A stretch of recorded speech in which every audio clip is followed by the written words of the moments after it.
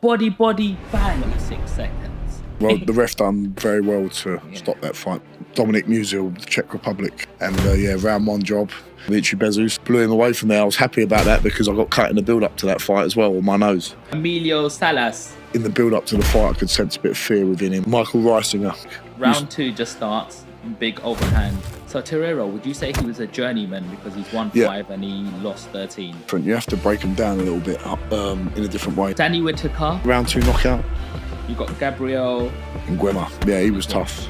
He was a Spanish heavyweight champion. Armstrong. Yeah. That was for a title fight? My first title fight, the Southern Area title fight. The first time the Southern Area has been fought for since 2018. The belt is very, very important. And someone who I'm contracted to fight next, who we've organised with, is Rudenko, and he's proven at the top level to get rounds in. He fought Zili Zhang, couldn't stop him. Huey Fury couldn't stop him. Povetkin couldn't stop him.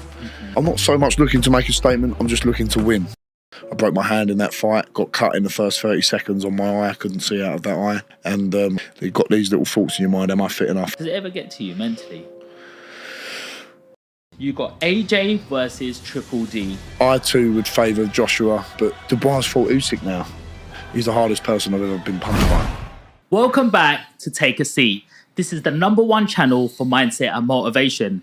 Today, we have a top heavyweight prospect.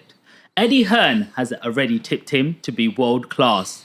He's got 12 professional fights with 11 fights coming by way of knockout, and he's currently undefeated. He's got a famous dad. Here's a clue. Bosh! Please welcome the Romford Bull, Johnny Fisher. Sean, thanks very much for having me on, mate. It was great to see you a couple of weeks back in the brewery in Romford, and thanks for getting me on your programme. Yeah, amazing to have you. That was really inspiring when I saw on your social media that you said you're going to be in Romford in the shopping centre, and I was like, I'm definitely going to go there. But you don't see a lot of sports stars who are out in the open, like. It's just this where I grew up. I've got great memories being in the brewery when I was a young boy, in the kids' space when it was there, the bowling alley, and it's just got good memories, and it's always good. I've got a very loyal fan base, and people weren't just coming from Romford. People that day were from Ipswich, they were from South London, someone came from Bristol or Leicester, somewhere like all these different places, and it's very humbling. And boxing's a sport where you've got to give back to people because these are the people that support you through thick and thin, Absolutely. How do you keep humble? Family, mum and dad keep you in check, your brothers, and I've got nothing to not be humble about, I'm doing my job like everyone else does their job. I believe in God, and that humbles you more than anything, That's amazing. And the best thing I loved when I saw you was I saw your dad at the front, I saw your mum on the side. Yeah. Was it your brother there as well? My brothers were there too. My brothers and my little sister as well. My nan came for a little bit as well. And I think being family orientated is a big thing in any sports environment because they're the people that will tell you the truth, whether you want to hear it or not. Mm-hmm. Some people do get lost. They're around big names, big people, and they think they're going to get, a lot back by hanging around with certain other people. And sometimes all you really need is just your nearest and dearest. Definitely. And it's been great. I've met some great sports people, Conor McGregor being one of them, Tyson Fury. Good friends with an England rugby player, Ellis Gengen. I'm a massive England rugby fan. So you meet some fantastic people. Eddie Hearn being one of them, who's my promoter, I grew up watching. But most people in that environment are good people anyway. And you're a good person no matter what you do. It doesn't matter if you got a normal job or you're this celebrity like Conor McGregor. Just find the good in people, and that's all that matters. So talking about Tyson Fury, you're about to have your first fight, and then you get a call from Tyson Fury. Is that my right? full fight it was. I had 3 fights, but this had been my first fight in front of a crowd after COVID, and got a call to go up and spar him. So it was amazing to be able to have that opportunity. Met John Fury as well, Sugar Hill, and what an experience it was.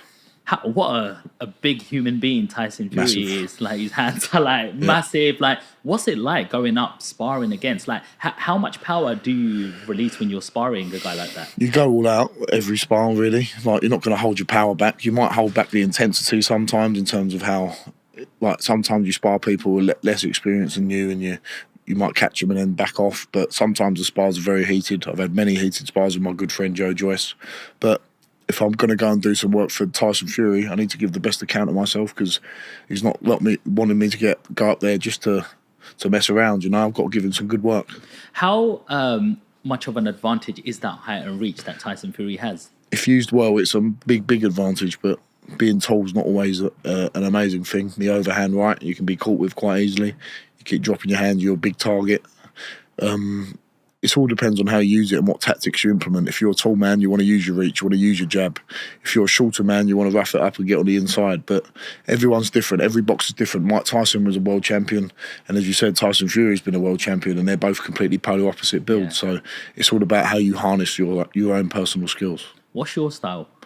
Aggressive, instinctively aggressive. I can't change that. Is that pressure? Trying to put pressure on your putting opponent? Pressure on the opponent. But I think I'm maturing in that now and learning that I can box as well. I can do that. I haven't had to show too much of that yet, but in the gym, sparring, I've got good boxing skills, and it's all to do with your subconscious and relaxing a bit when you're in the ring. Now I've done it 12 times. You do it again and again. The nerves don't get you as much. You're not as tense, and I can hopefully deliver better performances, and the knockouts will be more fluid that way, Well, you're known to be a knockout puncher. 11 knockouts out of 12 fights. That's a pretty solid record so far already. We see them overhand them bosh. Overhand, like it looks like that's like your favorite punch. Like you go. I see you got body bang overhead. Like you seem to mesmerize your opponent. Like they've got to be some impactful punches for them to be putting their guard down. Like that's good. And my instincts and my natural power is something I never want to take away from myself. That's how naturally I am, and it's just about refining that, using your jab more, picking the right moments to explode, because there will be some really tough guys out there. I've already fought a tough guy in my 5th fight, Spanish heavyweight champion, and I broke my hand in that fight, got cut in the first 30 seconds on my eye. I couldn't see out of that eye, and I still got the victory. But sometimes people are going to be tough and things aren't going to go your way, so you need to learn how to use your boxing skills as well, Let's talk about some of your fights, being that we're on that topic. So when you fought Musil, Dominic Musil, from the Czech Republic. I fought him round 1, 29th of October 2022. And round 1 job. He was really up for it. I remember him, Tamaya Len, part of my management team, Shane Watson, still a good friend of mine. He went to go and watch him wrap his hands. And Musil went to Shane Watson. He went like that to him. So he was bang up for it, but that was over in a minute. That was a quick one. Then Dimitri Bezus. That's my February 3rd. February the 3rd this year, American debut in Las Vegas. That was an honour. He'd fought for the WBO European title just a couple of fights before that, or one fight before that. Big old unit. Only been beat once, had 10 victories, 1 loss, and blew him away from there. I was happy about that because I got cut in the build-up to that fight as well on my nose. Oh, no. And I had to hide it a little bit, and I was fine, but it's got a risk of coming back open, and that's never good when a cut comes open. So got it done quickly. Does that make you fight differently when you've got an injury going into a fight where... It makes you think about it in the build-up, but once you're in that changing room and you're going out to fight, you just go, you just do it. But it does affect your training preparation.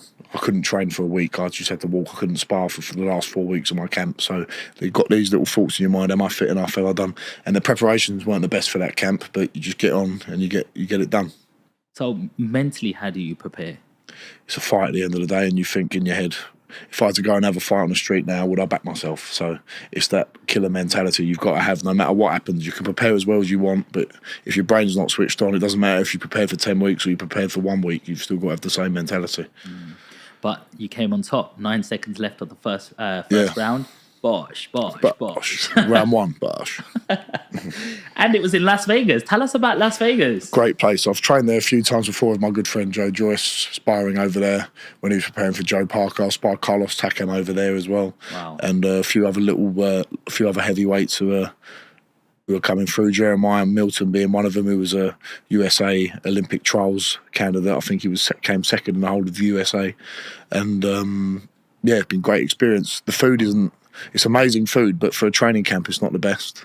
So that was that was something I had to overcome. Luckily, I was staying in the Plaza Hotel where I've got on today. Oh. Jonathan Jossel, shout out to Jonathan Jossel, a great man, the CEO of Plaza Hotel, which is one of the most iconic places in Las Vegas. So before you had the main strip in Las Vegas, the Wynn, the Bellagio, the downtown area, Fremont Street, as it's known now, that was the original Las Vegas. And have you seen the film Casino with Robert De Niro and Joe Pesci? Yeah. There's actually filmed in this hotel, the Plaza, and what a film that is. And that was we had a restaurant there called Goodman's, Oscar